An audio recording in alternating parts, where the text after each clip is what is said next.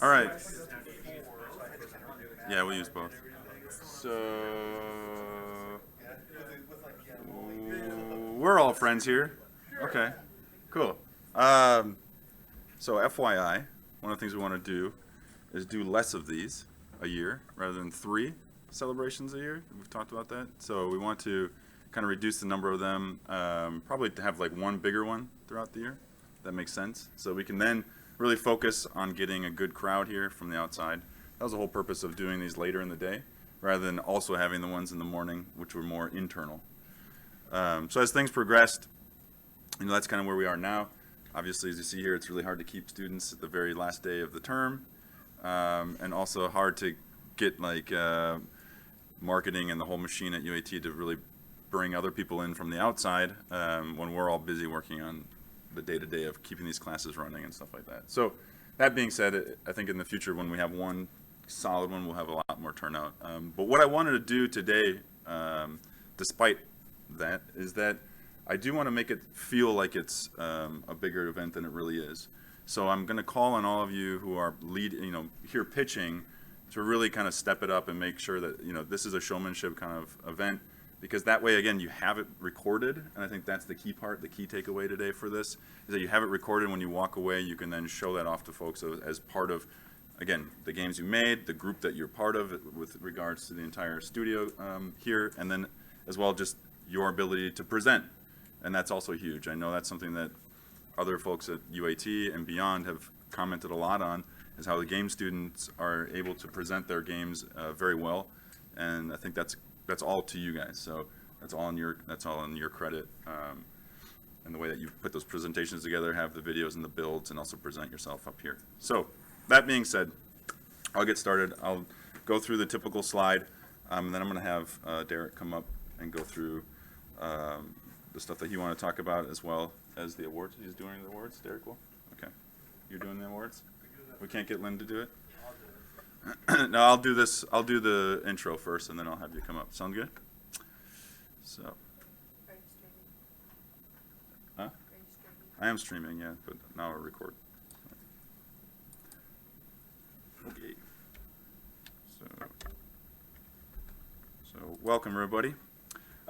So welcome to the end of the spring 2017 term. So we have the UAT Game Studios games and the leads. They'll be presenting the projects that they've been working on for this entire term. So we like to celebrate what we call pure game creation here at the university, where in these particular classes we have multidisciplinary teams working collaboratively to make actual games and get those out to market, or at least get them out to an alpha stage or some kind of beta stage to show off what they're working on, and then possibly continue on them later. These are a multidisciplinary class setting, and we're working as teams. So we do have artists, designers, we have programmers, as well as production students from the grad side. We have on-ground students, and we also have online students. So the complexity of it can get quite large,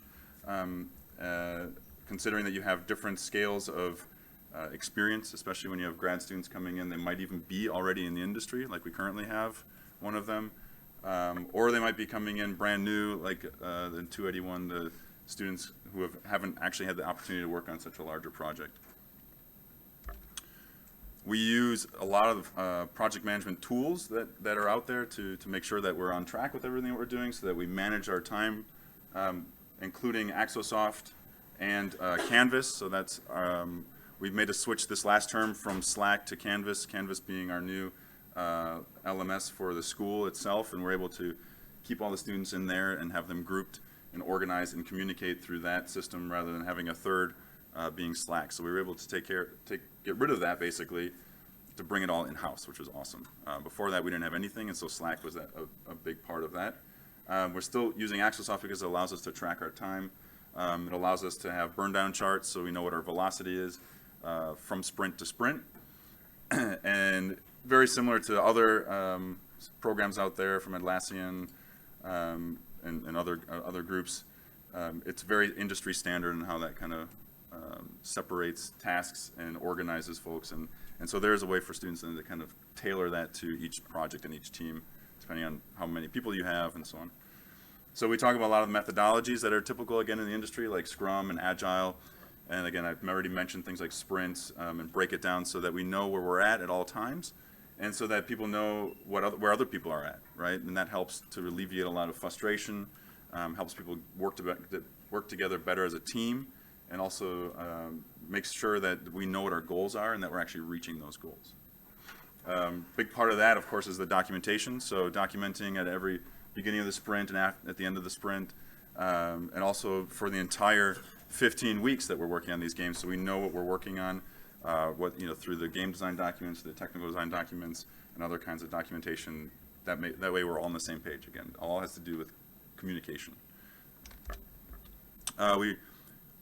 Basically our goal is to create industry players here. So we really want to make sure that every student who walks out of here walks away with opportunity that they'll be able to kind of plug and play into the industry, whether it's working at a large AAA studio, or in a smaller homemade local studio, or even one of their own that they started with their own LLC or a group of students that they worked on a project, right? And they can continue to keep working on what they're working on. So the nice thing here about UAT is that all students own their own work. So as far as intellectual property wise, we as a university don't take any ownership in that, although we are looking for opportunities in the future to be able to help supplement and kind of support and scaffold students as they go on. And so we're really excited to kind of see where that goes. But at the moment, it's all 100% student owned, unless of course they're working with an outside partner, which a few of them are. The big thing we want to take away for everybody is leadership.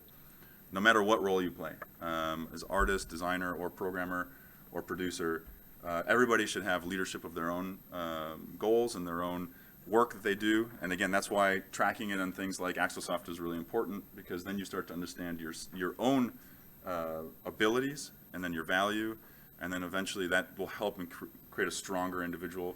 And when you add that to a team, that only can benefit the entire team, right? We had a group that won an opportunity to go to Indiecade out in LA and talk to talk to Sony, Oculus, and Cartoon Network, and also be part of a documentary film that we're creating right now that will come out hopefully at the end of this month. So we really try to, again, push beyond UAT and in all aspects and try to get students out there, especially to these big events like the Game Developer Conference. Our big goal is to look for published games by the end of all of this, which is why, again, our whole process is important. We do start with the green light process that we had earlier today, where students pitch their game concepts. The ones that we then accept into the program will get the resources of having additional students to work on their projects, access to all of the kind of the software like the Axelsoft, and just to the structures that we have around these game projects. We do, of course, push the students to get their games finished and launched. Now that could be there'd be a lot of different definitions for launch at this point. Maybe it's you're putting on Steam Greenlight, and we've seen more and more students do that. Or maybe it's putting on a mobile device, or eventually getting onto a console. Or maybe it's just putting it onto Indie Database, or showing it off to your friends and family, basically, as a prototype, or getting it in front of investors. So there are a lot of ways that we can launch these games, but the idea is that always at the end of the term you have something that's kind of finalized. There's an end to it. And so today, again, it's going to be really exciting to see all the projects that everybody's been working on for the last 15 weeks and where their ends came, and to hear about where they want to go next. Ideas of experimenting with different monetization and marketing come in when we add grad students, and so we're able to then have them come on as producers, and they can then take those projects and start doing more social media around them. They can start creating marketing plans around those. They can start talking about what would the monetization strategy be for those. And again, this industry is very interesting in that aspect because it's constantly changing. So these are all learning points as we go along for all the students to understand that there are different ways to launch their games, there are different ways to monetize their games, there are different ways to market their games. No two games are alike, so that's kind of also in the way that we choose the games. We always try to find projects that are different that we maybe have not done before. And again, this upcoming term, we're going to have a virtual reality game that's going to be in the UAT Game Studios. I'm really excited to see where that goes, and then again, how we can explore these marketing and monetization opportunities there. So as I briefly mentioned, we start this all off with a green light pitch. We had one earlier this morning. We had 6 teams that pitched today, and 5 of those teams will be continuing on in the summer. And those 5 then, again, have the duty of accomplishing their goals, right? Yeah, Donald's in the exact same seat as he was in that picture there, so he's a regular. So we have the exact same goal of, they meet that goal basically that they wanted to have at the beginning, and so that's what we look for. So the green light pitch is a really important part of what we do here. And actually over the years now, it's gotten tighter and tighter, and I think Derek made a comment earlier today about how we need to like start looking at the process again to tweak it more, because it was only about a year or 2 ago that we really started to say you needed to have a prototype in order to pitch for green light. Before that, we were fine with just a concept and idea. Now you do need to have at least a video or a build of some kind to show us. So we're always pushing that forward. So expecting students to actually work on games before they even come into the UAT Game Studios pitch. And that again, they can do through game jams or through classes or just on their own. The end game of it all, again, is to either get hired by a company or start your own studio. We do have local studios that have started up from alumni. This list is outdated already at this point. We can add more on there, which is an awesome thing because as we continue to grow and have more students out in the industry, obviously then that becomes more valuable for us and our network. We've got then allies out there that are alumni that can then help future and current students kind of get into those positions at other companies. Again, that part is get people out feeling strong about what they're doing and who they are and where their place is in this industry. All right, thank you very much. And I look forward now to seeing a lot of presentations and pitches and showing off what you guys have worked on the last 15 weeks. Before that, I'd like Derek to come up and give a few words, and I think he's got a few awards to hand out. So, thanks, Derek.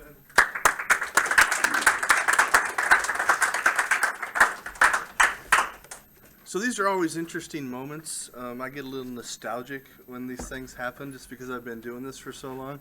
And as I started thinking about this one, the numbers started to get a little scary. At this point, it's been so long ago, I don't remember the exact dates, but it was 1997-ish where we were moving into this building and started talking about we should do gaming as a degree. And then over 97, 98, and 99, I did all the research and wrote the original game design degree.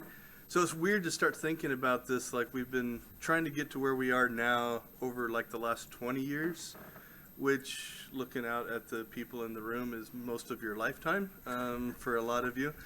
And so it's really, I guess it's like almost a milestone-y one where we're starting to measure this like experiment in gaming in decades that we're doing here. But one of the things that, and in that kind of nostalgic nature, is the team, right? It's the team that we have. It's what we do and what we try to work towards. This morning I called out and made all my faculty stand up.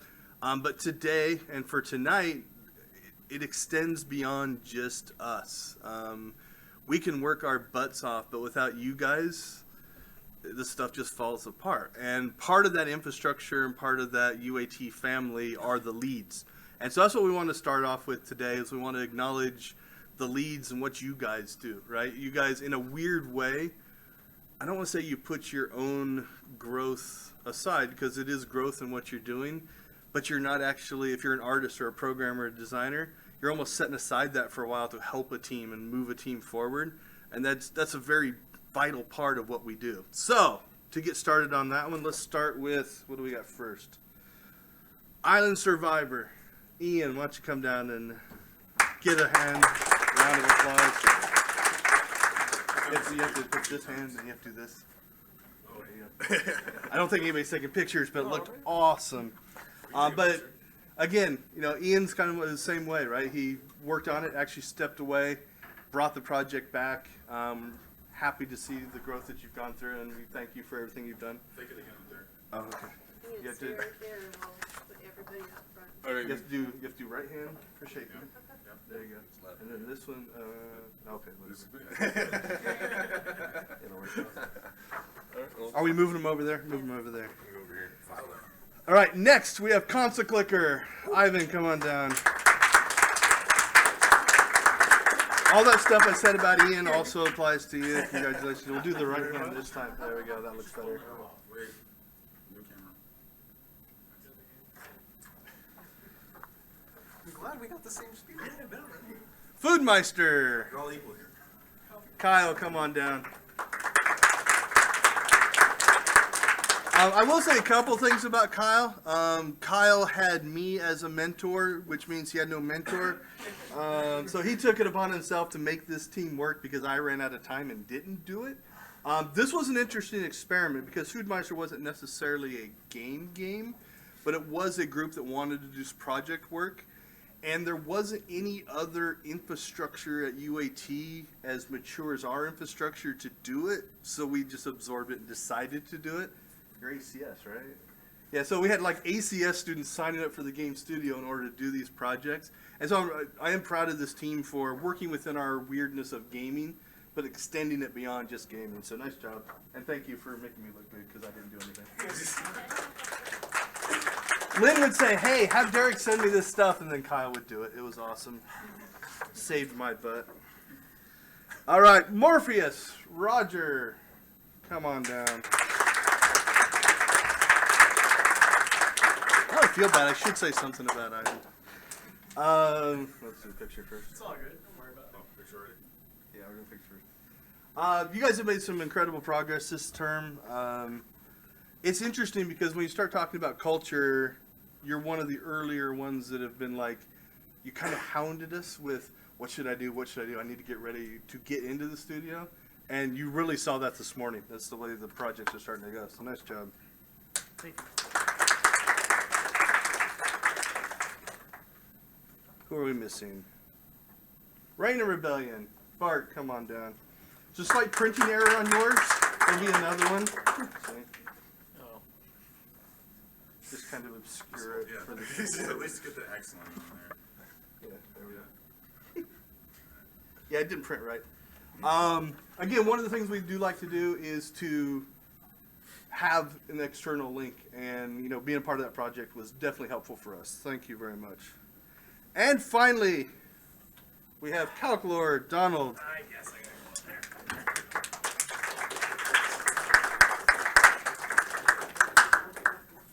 there. Donald is not smart enough to get out. He had a chance, so. But one of the things we do like is to have alumni come back, and so you guys probably all know this, but he brought a project to us that we might not have had otherwise, and has been able to involve us. There's two more. Yeah. So those are the leads, but we did want to acknowledge a couple of other people who maybe weren't the lead, but definitely had some big contributions to the project. So for Morpheus, we'd also like to give an honorable mention to Todd. Is Todd here? I have a great story about that later. Roger has a great story about Todd. Now. And for Reign of Rebellion, Lawrence, where are you at? Come on down. Lynn or Ben, do you have a story about Lawrence? Roger has one about Todd. Please don't tell any stories about me.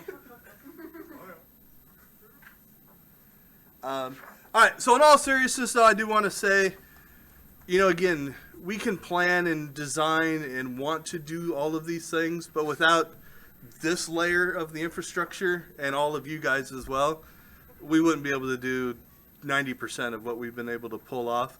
And what Ben said a little bit ago is true. During our judging for today's green light this morning, one of the conversations we had is, this fall, we need to raise the barrier to get in again.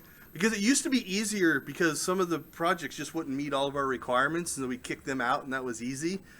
And now we had to make judgment calls, and that's not comfortable. So thank you to you guys, to everybody. Again, you make what we want to do work. Without your guys' hard work and effort, we wouldn't be able to do half the things that we're doing, and I wouldn't have so many Twitter followers. So thank you very much. It's very important. And I believe now we are going into the presentations, correct, Lynn? Yes. So who's first? I think it's on this list. It says Island Survivor. Is that correct? All right. So Ian with Island Survivor, take it away. So I didn't prepare two, so I'll just do the same one again. You just made the volume better, the sound better. No. Oh, you can hear the buzz. Okay.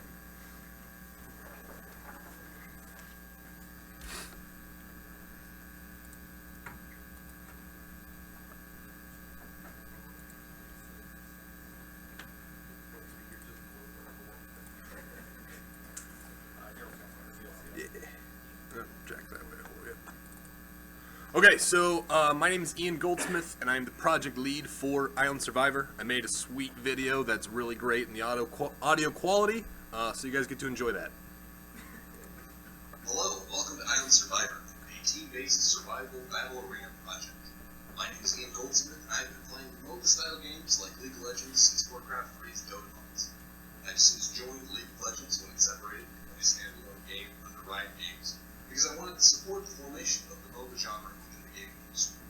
I've also had a love for survival games like Ark, Survival Evolved, and Minecraft, where the player uses his wit and understanding of gaming mechanics to survive in its harsh environments.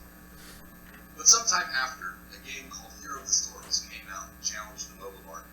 I, being interested in the genre and Blizzard Entertainment in and of itself, thought I'd give it a try. During the intro missions while playing as Gym Raider, you need to overcome a few quests to learn the game mechanics.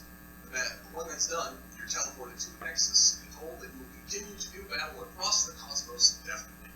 And Jim asks a very important question, in my opinion. Why are we doing all of this? And the NPC in charge of their answers by saying, you really shouldn't think too hard about these kinds of things. And that sparked my plan for Island Survivor.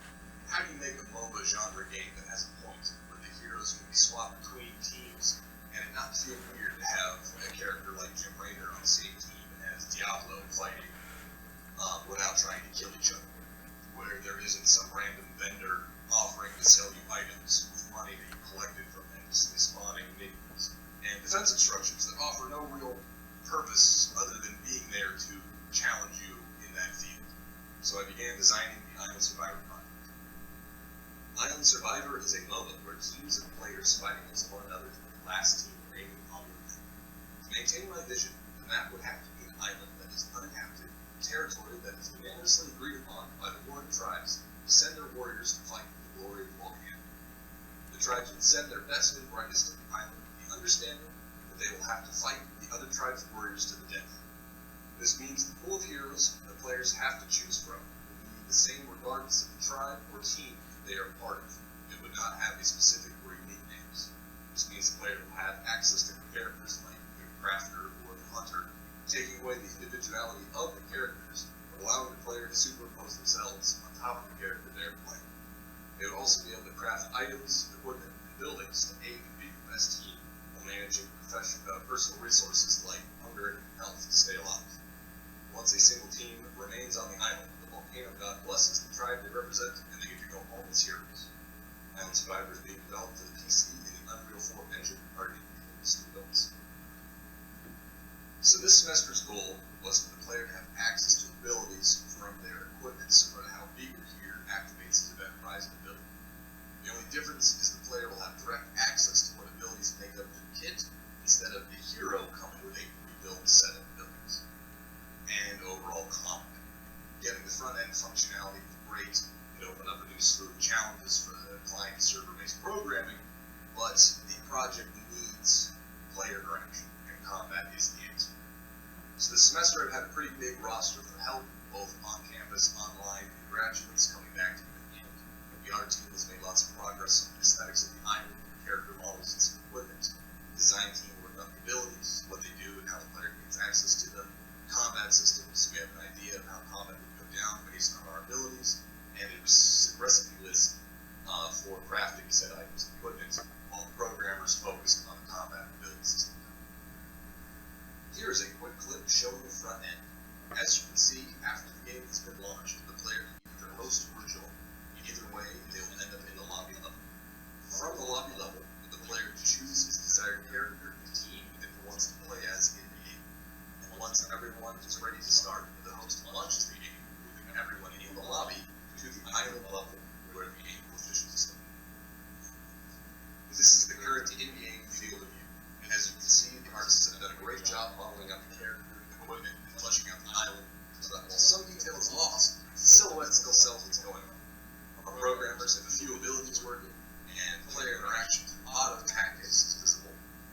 like I said earlier, the designers have been hard at work, like Apple, but multiplayer to personal resources like health and stamina, and implementing the items and equipment while fleshing out some of the combat systems to giving the classes and items statistics like attack and armor values. It has been an interesting semester to say the least, and I'm happy with the work that everyone has done over the past 5 months. I've had a pretty chill team, and I appreciate the work everyone has done for this project. I really do. I will not be carrying the Iron Survivor project into the next semester's productive students class. And that being said, I will still be developing Iron Survivor, so if you're interested in the project or wish to continue working on the project, please don't hesitate to contact me. Thank you very much. And that's it.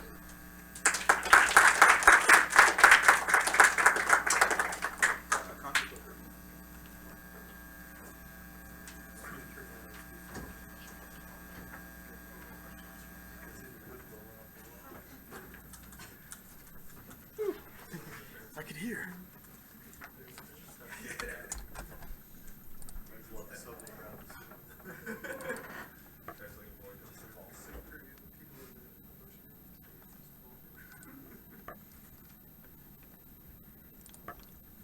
Alright, hello everyone, I'm Ivan Grijalva, and I'm the team owner / team lead for Console Clicker.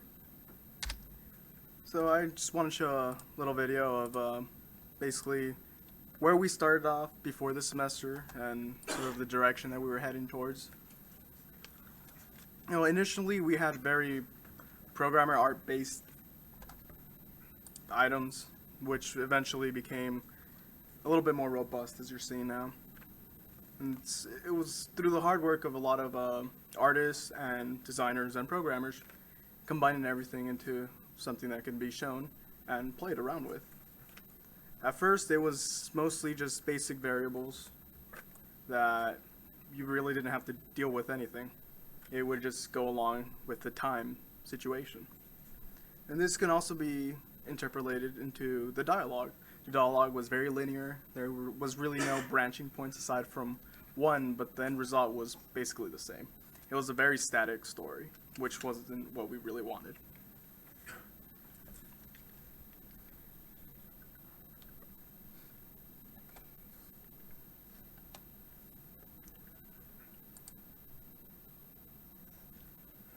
Alright, the rest of the video is just pretty much showing the same things. So, oops. In our art department this semester, we actually ended up getting more than 30 buildings created and implemented into Unity. You can see sort of the direction that took when creating such assets. Our artists would first create the concept piece of it, and below it you actually see the outcome of them actually going in and modeling and then having the textures put in on. And on the way left side, you actually see a building without its textures on. And you can actually now tell what difference it makes when somebody puts their time and not only fully fleshes out a model, but adds that little bit of extra to bring it to life. Another aspect that was done was our 3D rigging, modeled, and animating of our NPCs that were meant to bring out just life in the world.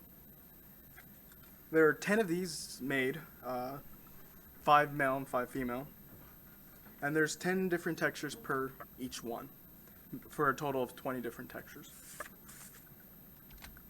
When it came to programming, it was more a lot of back-end stuff that was really being developed and worked towards. It was the main one, though, it was our dialogue system.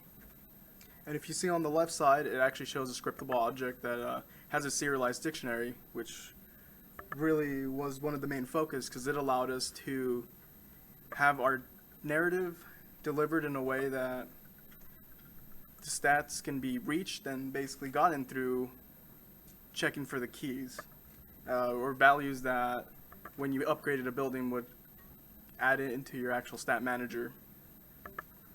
Some other stuff that was done was procedural plane generation for our land, and you can see the script for it as you would see it in the Unity engine on how easily it was for a designer to really work with.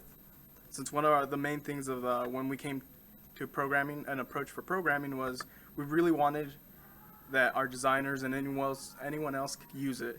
since we wanted to work as a multidisciplinary team. We really wanted everything to work in unity, as a unity, or that was a bad play on words. Finally, our design team really worked on storyboarding the dialogue sequences. Along with this, they imported the models themselves and then set them up with scripts. So as you see in the middle, we have the prefab with a parent, and along with that, just below it, it has scripts that would go onto those prefabs, and basically the values that would then be put onto them, or the values would be gotten by other scripts. So it was a really intuitive design. Finally, we ended up having the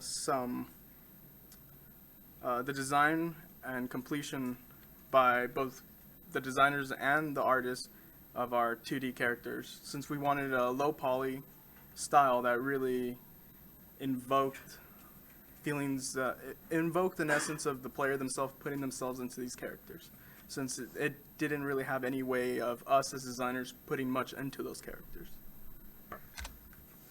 So now to show you where we've gotten in this semester.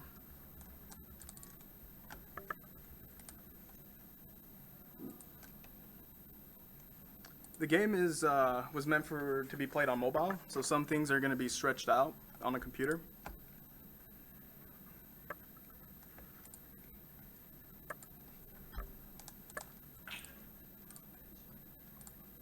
So you see, as I build things, we're going to start getting our population coming up and talking to us. And it's really just, at the moment, building the narrative of who they are. And for this instance, we're going to show the story of one individual, and basically how you can influence him by just upgrading in a certain pattern, so that those actually buildings will sort of influence how the story is going to portray in terms of its environment.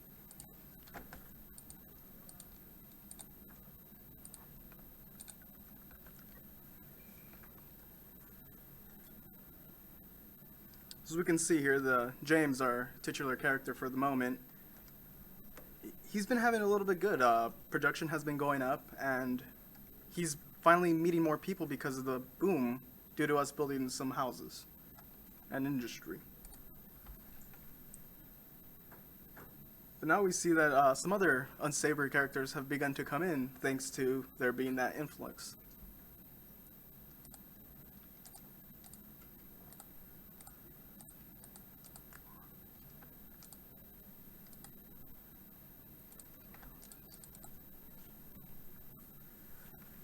And now we get to see the side of the unsavory character coming up in light, to light.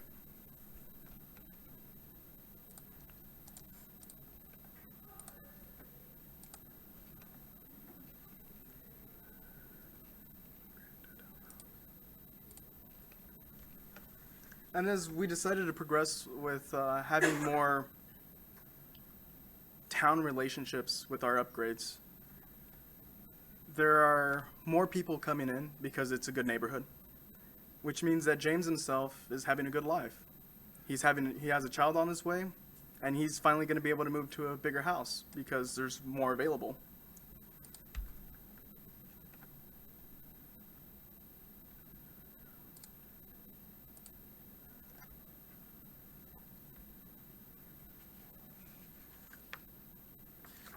And since the housing situation went from a more, commercial sense where everything was built with good material, going into a more natural sense where things are being built with just logs that you can find outside or just from the woods. So you never know the quality that you're going to derive. James and Lucy, which was the individual he ended up getting with, decided to move out since this was no longer an environment that was conductive for bringing up their child. This is just one of the many type of stories that you can get from Console Clicker. We currently have 16 characters, and on the basis of just having tier 1 buildings, which, as I said, we made 20, and overall there should be around 34. With the upgrade system, that should allow for just one character to have an influential story to have at least 100 100 or so branches to the storyline. And this was all thanks to Production Studio, which allowed us to create a really robust system when it comes to programming. And then the artists really helped out make out some amazing and beautiful art. Designers really were able to create some really awe-inspiring systems. So I really thank you all for especially allowing me to have this opportunity. And I want to thank all the other leads who actually helped me out. They may not think so, but they've said some stuff here and there that were droplets of great advice. So thank you for having me, and I hope everything goes well for you guys.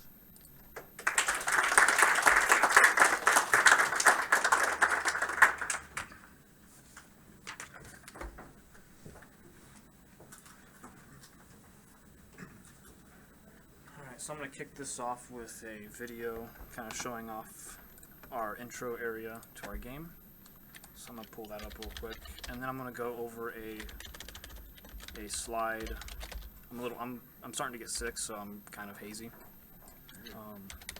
Go over slides that show off our best things that we've implemented this semester, and then I'm going to show off 2 puzzles in depth in the demo. This morning I was teleporting all over the place, so this time you're going to get more what we're going for here.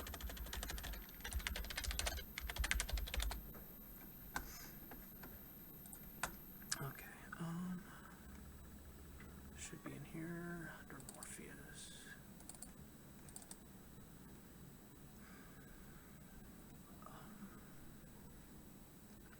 I uploaded this. Man, I'm really out of it. Maybe I'll just do the presentation and then. Yeah. Alright, so celebration. So yeah, I'll just show off what we have, and then I'll go into the build. The video was pretty cool. It showed off some of the story elements, but that's okay. So this semester we wanted to explore some of our interpretive scenery. So about 4 or 5 weeks ago we worked on this world UI concept where you can see controls and without pop up or annoying things you have to close. This kind of just tells you what to do without saying it with dialogue. We want this game to be extremely immersive, so we don't want anything to pop up and just distract you. So this is kind of our solution to telling the player what to do with controls. As you can see here, it's swapping back and forth, so we do have controller support. Oops. Okay. Julio, he's in the audience. He worked on several components for us to use for puzzles. This was one of them.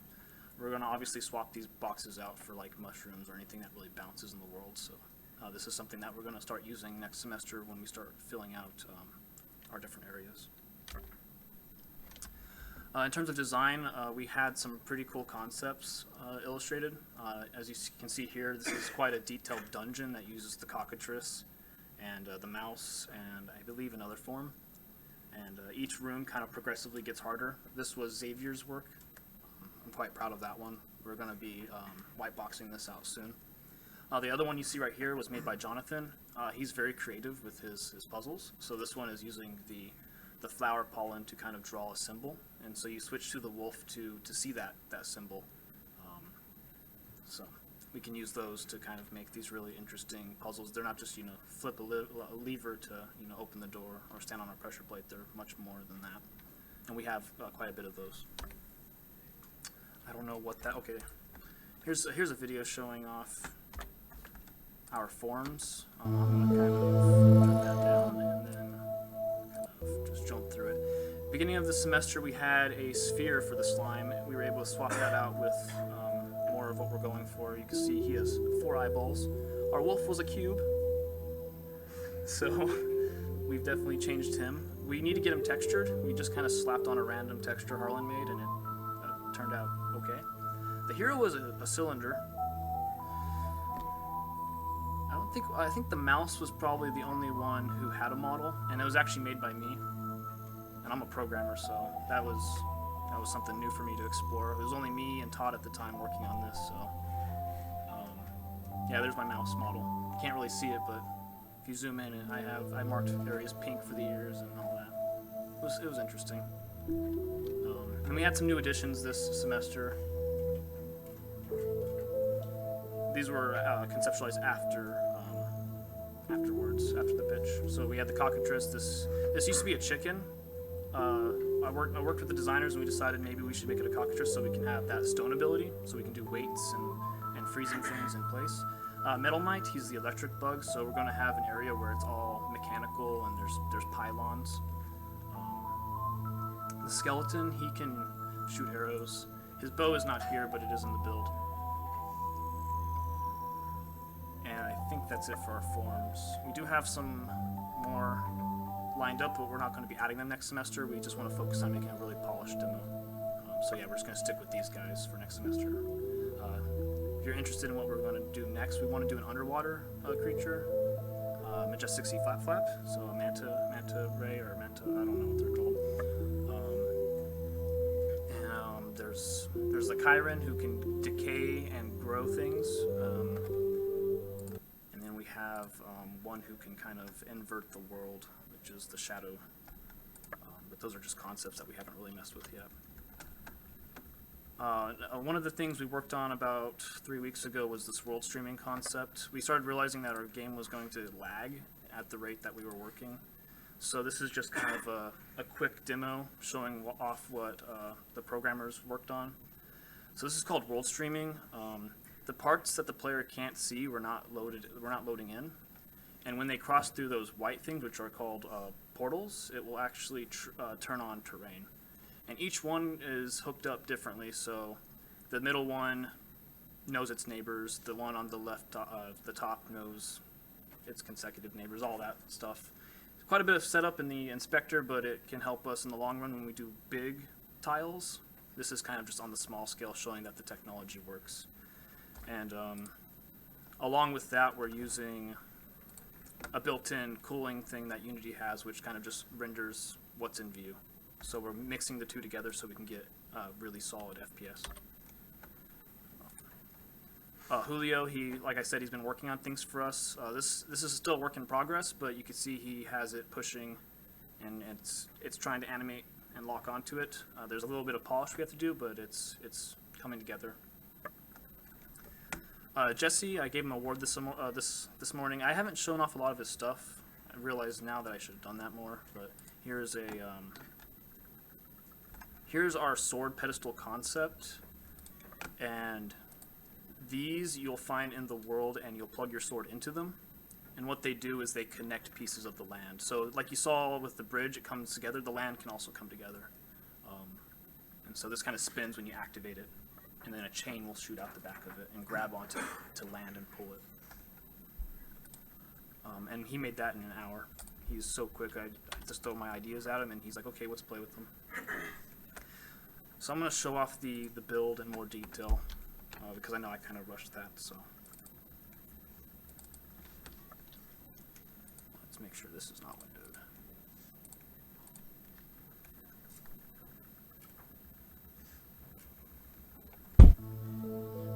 Alright, cool. So, we worked on this area in like 3 days. We wanted to throw everything together as quickly as possible to kind of give a sense of exploration, because that's what we're going for. The puzzles themselves, though, took a lot more time. So this area right here was about a week's worth of work. We kind of just meshed into this area. This water is supposed to move up and down. We didn't have enough time to fix that, but you can see down there is more level. And the water will kill you if you touch it, so you can actually kind of sprint through there and get to the other side where it kind of should connect back up over there, but we ran out of time for that. The level itself, though, if I switch to Candle Mouse, I can turn off this flower, and what it does is it deactivates this pressure plate. So that will just snap into place and stop, and then it will turn back on. It should anyway, unless I broke it. But that oh, it's trying to. That's fun. Bugs. So I'll just kind of do this puzzle in reverse then, because I didn't expect that to happen. This right here is kind of a falling platform thing we were experimenting with. This will kill me. There we go. Yeah. There is a safe trail. And once we set design this, we were thinking the wolf could show you the safe path with his scent. And then we would decorate the ones that were safe with flowers to kind of show that, scent, flower. So that pylon that I showed off this morning, where it kind of activates and turns on the pressure plate. There's a second one right there across the way. This also hooks up to a flower over there, and one kind of tucked in the building right there. So it kind of shows that we're layering the puzzle. It's simple, and then we break it apart. And we want to put thought into our puzzles like that, as well as giving the player something to look at, because that just kind of inspires them to go explore. And then I'm going to show off one more in detail. So I believe that's 2 or 3. Let's see. Not that one. The mouse one. This one's interesting. So the mouse, he can manipulate light, as you saw with the flowers. We want to change that concept because people weren't connecting flowers to the mouse. So this makes more sense here. He can turn these off, which alternate the tiles. There you go. And once you have it in the right combination, it will allow you to pass through. You're actually supposed to come over here and grab the orb. It's kind of one of those puzzles where you have to explore, figure out the layout and what you need to do. There we go. Cool. So here's one of those pylons again. I can grab a hold of it in my other hand there, and I can take it with me. Currently our select is hooked up to space, so that's why he's jumping every time we want to activate something. I just realized I can't cross over right there. The stairs are missing, so I'll just do this instead. To cheat, because I'm the developer, I know the bugs. I can actually place this through here, and the stairs come down. And what's cool is this is using the same exact scripts that we use for the bridge coming together and everything. It's all reusable, so the designers can just come in. If they know how to use it, they can just come in and make really cool stuff. You can see there's a second path there that leads you over to that one, and that one will open the door, which, as you can see here, is gone. But yeah, just wanted to show off some of the puzzles in detail because I know that was rushed this morning. So yeah, I was going to have a video that kind of showed off the intro area, some of the story stuff we had, which was cool, but sadly that can't be found. So yeah, that's my presentation.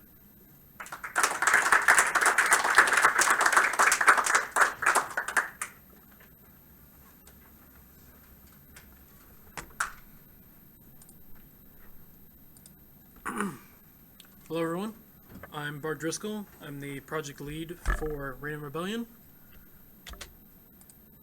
So, where this game started was an idea from 2 industry veterans who came into the UAT game studios to see what UAT students could do with their idea. So what they came to us with was just a simple GDD and the desire or expectation of us making a simple prototype for them. Us being UAT students and wanting to show them how much we could do, we took this game and added our own vision to it, added our own modern knowledge to it, and kind of showed them, again, what we could do. So the game's concept is a, right now, 3-on-3 online third-person action with team-based combat, and these teams will be comprised of different classes with different abilities tailored to them, as well as different maps that will encompass different game modes that will challenge the teams. So the art style of the game that we were going for was more of a realistic feel for a fantasy/steampunk inspired world. Depending on which map it'll be themed towards one instead of the other. Same with the teams that we have. One is more fantasy magical inspired, while the other one is more steampunk inspired. So right now for the build, I'll show off a video showing off. Come on.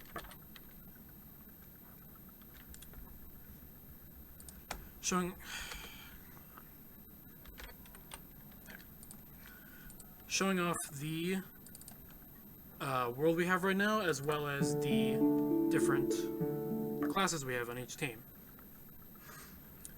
So this is our world right now. It's set in the medieval fantasy world, we have different modular constructed houses and walls, as well as some bigger set pieces like an inn, guard barracks, a watchtower, to kind of give it more of a feel of a structured city. And we skip forward ahead, start showing off the. Here's the load screen that goes into the game to show off the controls. Here are the here are the different class cards that the player will come into when they select their team as soon as the game starts, which will display the names of the characters as well as the different abilities that they have. So first off, we have the Assassina, who's more of a lighter, faster, and stealth attack kind of character. We have the Patricio, who is more of a wizard support character and range fighter, who can shoot fireballs, steal health from his enemies, heal his team members, as well as shield himself. We have the Bruto class, who is the frontline warrior for the magic team, who has a magical mace that can shoot a destructive energy ball, as well as a magical shield that when enemies attack it, their attacks are sent back to them and does damage to them.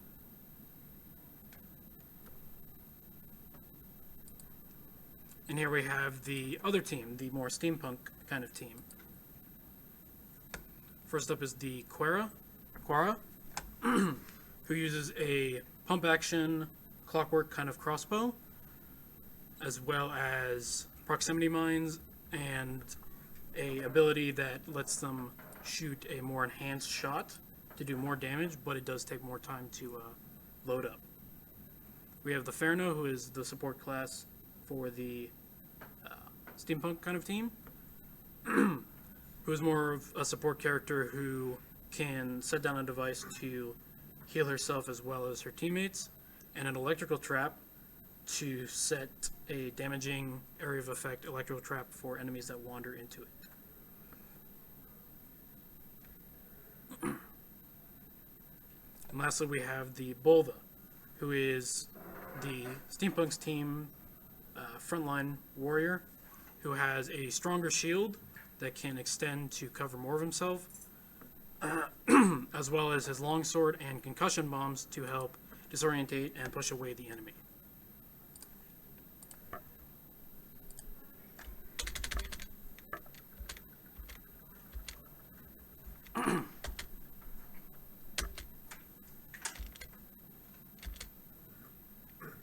So some of the challenges that we faced as our first semester working on this project was learning how to work with Scrum and setting it up for this project, learning new roles, especially for the newer people to game production, and how to best encompass them into the team, as well as working with team dynamics of working with each other.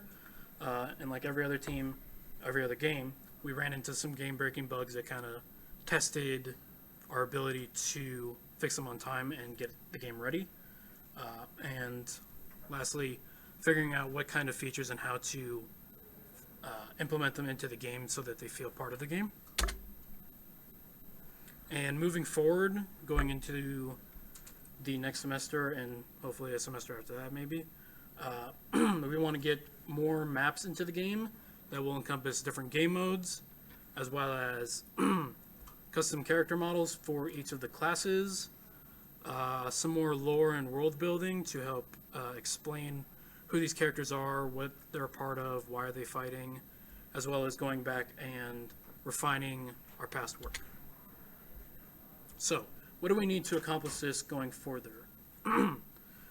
We need a character artist to help us create those character models, concept artists to help us think up ideas of how we want these different assets to look, UI and artists and designers to help build the different custom UI we want to make for the teams, gameplay designers to help us start figuring out how we want these different game modes to work, as well as how we want them to work inside the maps, and a database programmer or database programmers to help us figure out how we are going to make this work online.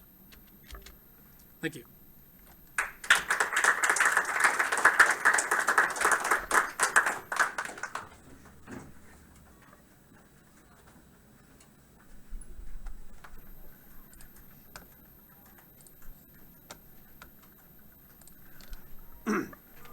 Hello everybody, my name is Donald Shepis. I am the team lead for Calculord. And Calculord was brought to us by Mark Ragno, an individual who was looking to take the gameplay loop that you see in World of Warcraft and other MMOs, where people will do the same repetitive action over and over again to earn gold, to buy new gear and look cool and level up, and take that very mundane thing that people do in video games and have fun doing, and merge it with a math curriculum. The idea being that you can excite children to learn their math and do their math homework by giving them a solid item and reward for doing their math work. And so that's how Calculord came to be. It's taking that game loop, it's inserting it in the practice at home that students do so they can go into school and do better on quizzes and tests and understand the lessons that they're learning in class. And so Calculord has 4 main components that create the core of what we're trying to do. First is the visualization of progress. Learning math and being better at math is an abstract concept. There's nothing there for students to see or interact with. So we want to give them something for their work. So every time they complete a practice quiz, do a mini game that teaches them a little bit more about the math, they get points. And those points are used to purchase gear and items that help them customize their character and make them look exactly like they want to, as well as giving them gameplay bonuses when they do a practice quiz with certain items equipped. That way, everything they do has a reward that they can feel and they can see the impact of. We also want to guide their practice and allow them to go at their own pace. So with guiding their practice, we give them the entire curriculum that they have that year to play around with. And so they set their own pace. If they're doing really good in addition, they can just keep knocking out practice quiz after practice quiz and be ahead of the rest of the class in addition. And so that way, when they slow up in perhaps division, they're not lagging behind the class. They're staying at the same pace because they're working on the things that they need to work on the most for them to understand it. Also, students don't exist in a vacuum. A lot of educational games are just about what they're doing. We want to expand that. They have their peers in the classroom, they have their peers in the school, and they have peers in schools across the state and even the country. So we want to include group goals that they'll be able to participate in, things that will be rewards for the entire class. They're not just doing this for themselves, they're doing this so everybody in the class can earn something or have a cool new item. And also breed competition between the highest performers in the class, in the school. Create a competition that they want to do the best so that way they can show off all the cool stuff they have. And the most important thing that we can do is make it easier for instructors to have feedback to their students. We're never going to be able to replace the instructor, so we're just trying to make their job easier. So we want them to be able to see everything the student does. We want them to be able to gauge how the students are acclimatizing to the material and change what work they have to do.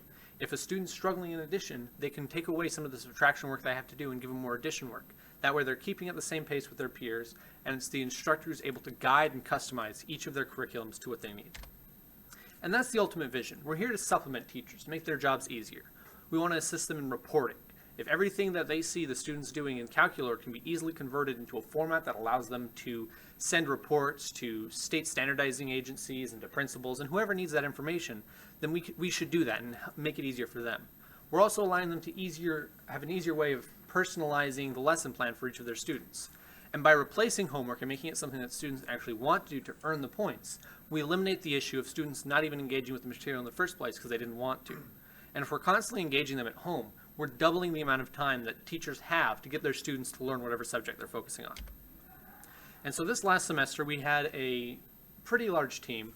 We've been able to expand not only with the team we have in the Greenlight program, but as we've been able to get investors and more funding, we've been able to expand our team of contractors.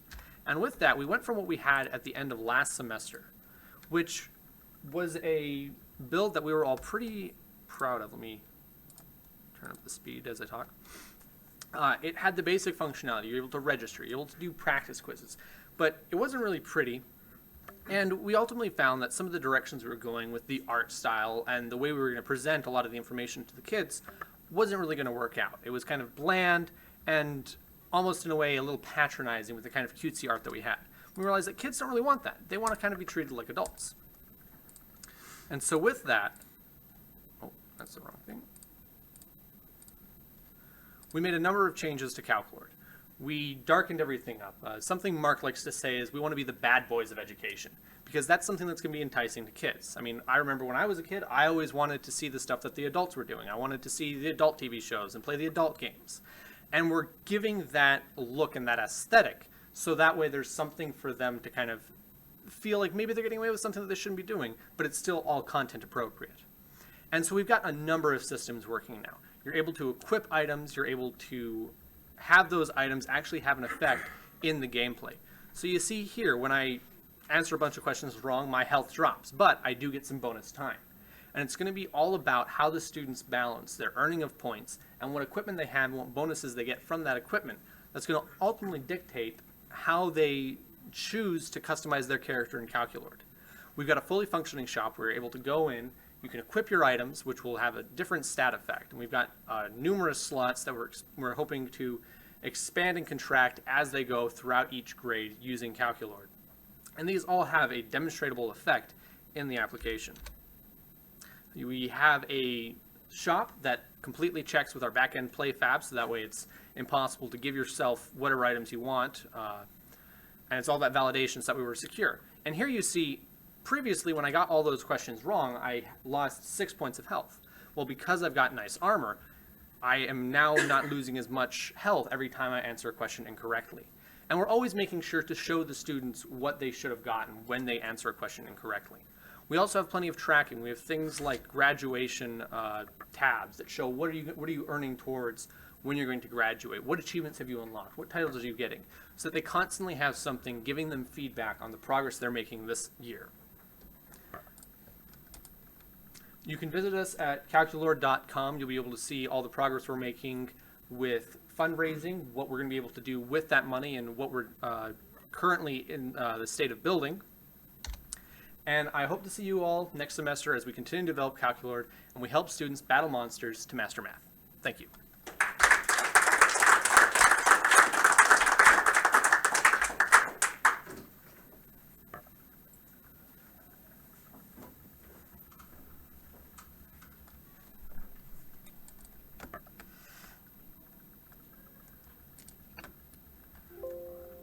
Alright, hello everyone, my name is Kyle and I am the team lead for Foodmeister. So the vision for the project originally was a safe dining experience for families or individuals to locate a restaurant that maybe say didn't serve a certain item that they were allergic to, say peanuts or wheat or whatever thing they might be allergic to. And we eventually wanted to do something like a freemium model where you can sell server space for restaurants that maybe can advertise or different ways for the app to make money. But that's so the problem we faced is in the United States, there's a lot of people that have allergy related problems, and just the cost to the healthcare system based because of allergies and because they may not be aware of their allergies or whatever, and so, or maybe eat the wrong food. And so we wanted to give them a way to find a restaurant that they can feel safe eating at, knowing that they won't have a reaction to something that they're eating. So initially at the beginning of the semester, we didn't have any filtering, or we didn't have any navigation. We had no way for them to get around the app. We also had a 4-page registration system, which was terribly clunky, and it's at the bottom there. It wasn't great. It was just really hard for the user to navigate. And so then the final build we have now is technically a 1-page registration system. So you click the login button, you sign in with your Google account, which everybody has one, and then it fills out the information. It's much information, and then you fill out your information. Your name, your email, your birth date, blah blah blah, and your allergies, and then you're taken to the map where you will be given restaurants that fit your allergy needs.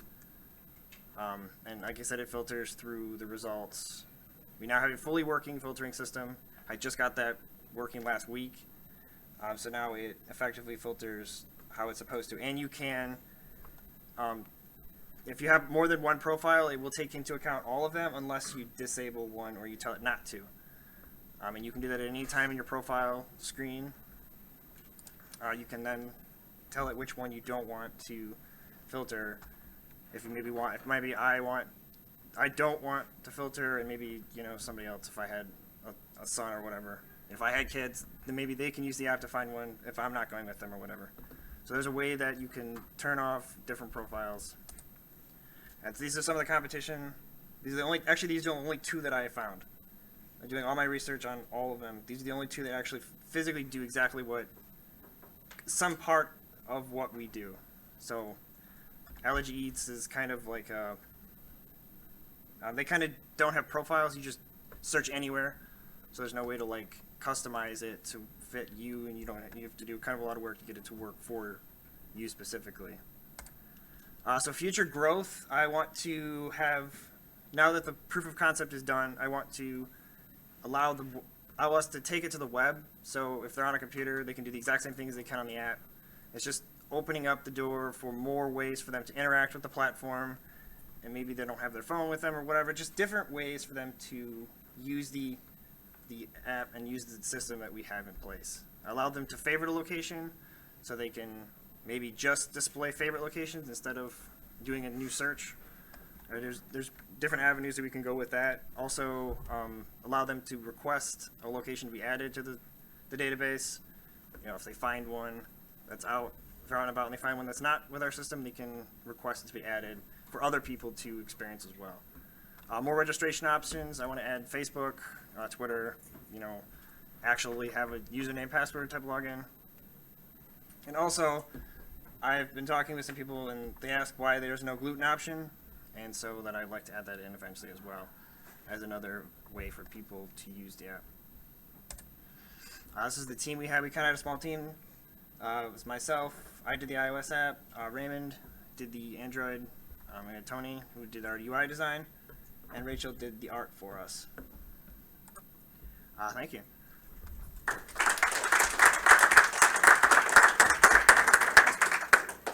Awesome. Please give a round of applause to everybody that came up and showed their games projects off. So the last thing I've asked all the leads to do is to basically identify who their most valuable person on the team was.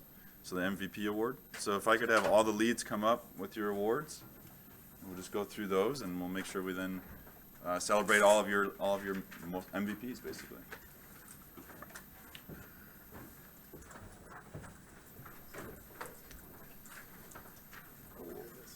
Huh? How we do this? We'll do this, and you get whoever says it goes out there, says it, and then your MVP come up. So You guys want to stand on the stage and then your MVPs can. come join you. I'll go first. Ian, you want to start first? So, hi everybody, Ian Goldsmith, project lead for Island Survivor. My MVP was here this morning and up into the afternoon, but then he had to go home. So he let me know. I already gave him his award. It is Matthew Dubois. So he's done a great job as the art lead. For all the models that I showed off during my video, the hunter, the crafter, the warrior, he's responsible for those models. He made those, got them to me in a timely fashion. It was outstanding work. He also did all of the island that you saw, so the trees, the bushes, how it's all laid out in the island as it did that camera overview panning thing of the island section. He was responsible for that as well. So he really put in a lot of effort, and I wish he'd be here so I can give him the award, but he had better stuff to do. So, Matt. Actually, for the sake of online, why don't you guys do this here? You want to go next? All right, the student that I want to really focus on being the MVP is someone who not only excelled in leadership, but really excelled in teaching and really helping others when it came to the craft. And that is Vaughn. If you want to step down. Vaughn did an amazing job. I really want to thank Vaughn because not only did he make amazing art, he helped other people improve their art so they could make amazing art like he did. So, thank you. Thank you.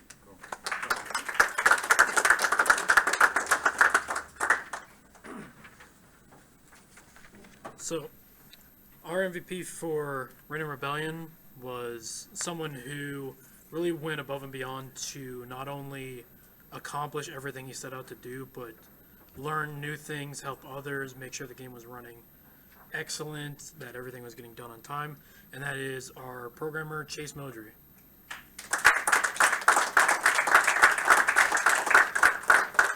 Such a hard worker that he's barely human and more machine.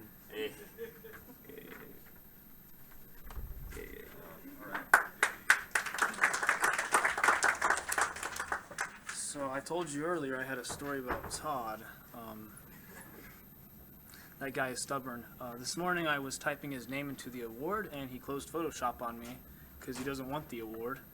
He's a great individual though. Throughout the semester I had my ups and downs. I actually started suffering from panic attacks, so that was kind of emotional for me. Now I'm getting emotional. There was days where there was a day in the Commons where I almost collapsed. It was pretty bad. I didn't say anything to anybody. I kind of just kept it to myself, but yeah, Todd was there for me. He's my MVP, so yeah.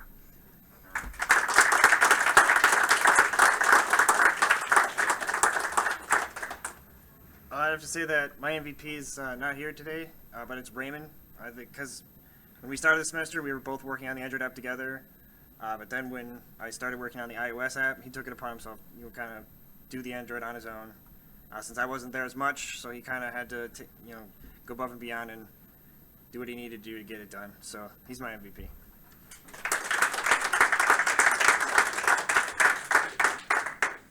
So when it comes to these MVP awards each semester, I think the most important thing about them is finding someone who goes outside of just their job. We can kind of get stuck in these, I'm a designer, I do design stuff. I'm an artist, I do art stuff. And it's important for people to spread out and start dabbling in the other disciplines. And some of us decide to go all the way and get multiple degrees here. I think that's ultimately foolish because I don't want to put that much work into a single degree.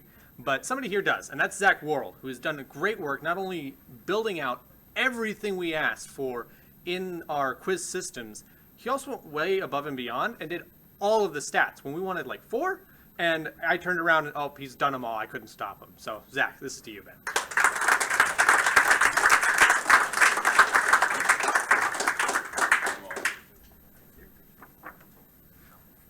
All right, Lynn wants all the MVPs up. Come on up. Who's here? Leads, come on up. Wait, do you want the leads too? Leads and MVPs, you bet.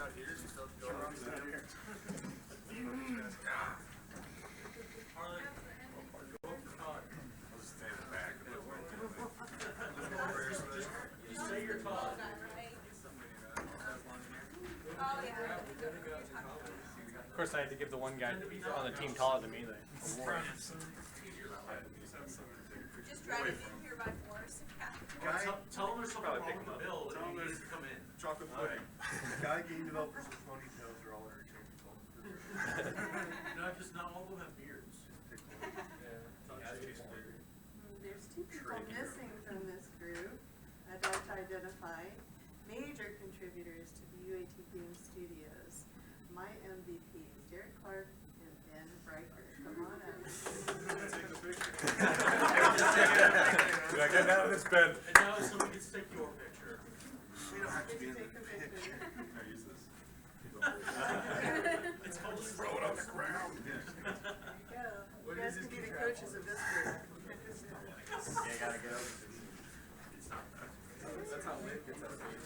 Wait for Todd. We'll wait for Todd.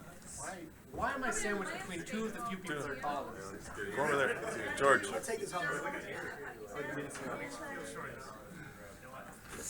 Here, I'll just put my hands possessively on Zach. It's like a Bart's doing the same thing. Wow, Todd isn't here. Todd's here. Hey, you made it! Then we need to light, up there, Todd. Telling Molly. there. Under like this. Yeah, get tighter on the group. Todd, just take it. Take it, Todd. Just do it. Just tape it to the back of his shirt as he's leaving.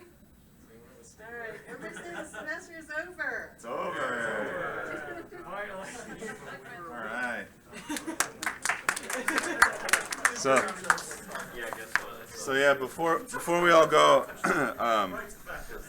again, I really liked what Derek said earlier, the sentiment they put out that without all of you, like this wouldn't be anything at all. We'd just be standing here, writing up some curriculum and talking about cool ideas. They're and stuff. very boring presentations when it's just you and I. Yeah, very boring. So I want to, again, recognize the really, really hard work you have all done. And I know you'll continue to do this. So again, this celebration is for you and all of your teammates. And everything you're going to do after this. So I'm really excited and looking forward to any of you continue on next term and what we can work and put together then, and any of you not and going off to better, bigger things. I'm really excited for that too. So yeah, that's. Do you want to add a little extra? Yeah, I think I'd just echo that. And I don't make it to all of the build reviews anymore just because of time, but in a weird way, I kind of like it because I get to see where it started at the beginning of the term and now where it is. And I'm always impressed with the amount of work you guys get done.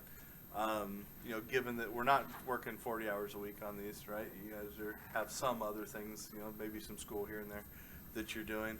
But even to echo what our Arena Rebellion guy said this morning, you know, it's like how much you guys actually do get done in a 15-week term and how much gets accomplished is really impressive, and it's something to be proud of.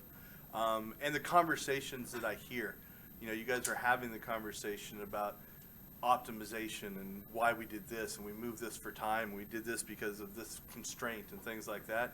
That's very, very real, and you don't get that necessarily just in a class. You know, you get that in we tried to get this work and it broke and can't figure out why it does this, and so we fight it and we fight it and then we finally get it. So hats off to all of you guys again, because you guys make what we do worthwhile. So thank you, and probably time for some food if they Time for some didn't food. I just steal want it. to point out that we do have a guest, so Alma did join us. Thank you, from the Microsoft Store.